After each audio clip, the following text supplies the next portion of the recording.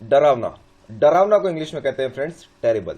क्या कहते हैं? टेरिबल। टेरिबल का मतलब होता है डरावना। ये अगेन एक एडजेक्टिव है जिसका मतलब होता है very unpleasant, causing great shock और इंजुरी, यानी मीन्स होता है डरावना। बट मैं यहाँ पर आपको इंग्लिश टू इंग्लिश मीनिंग भी बताने की पूरी कोशिश करता हूँ और लगभग मैं अब हर वीडियोज में आपको इंग्लिश मीनिंग भी बता रहा हूँ। तो फ्रेंड्स, डरावना को इंग्लिश में कहोगे टेरिबल। इसके कुछ एग्जाम्पल्स देखते हैं। We saw a terrible movie last night. हमने लास्ट नाइट यानी कल रात एक डरावनी मूवी देखी।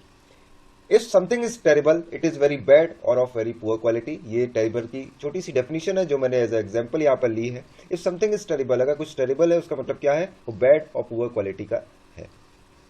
थर्ड एग्जाम्पल देखिए, it's really terrible when we think about the incident we had in 2018।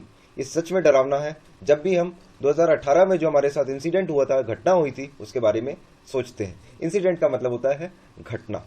ठीक है फ्रेंड्स, इंसिडेंट और एक्सीडेंट में भी डिफरेंस होता है। मैं बहुत जल्दी इसकी एक वीडियो शूट करने वाला हूं, वो आप जरूर देखना कि इंसिडेंट और एक्सीडेंट में क्या डिफरेंस है। आपकी मीनिंग और भी क्लियर होगी, जैसा कि मेरे हर वीडियो में आपकी मीनिंग और भी ज्यादा क्लियर हो रही है। आपके कमेंट्स, आपके लाइक्स, आपके व्यूज से मैं ये समझ पा रहा हूं कि मैं एक अच्छा काम कर रहा हूं। बस मैं चाहता हूं आपकी कम्युनिकेशन में चार चांद लगा दूं, इंप्रेसिव कर दूं, अट्रैक्टिव कर दूं, अमेजिंग कर दूं, फैंटास्टिक कर दूं, मार्वेलस कर दूं, शानदार कर दूं।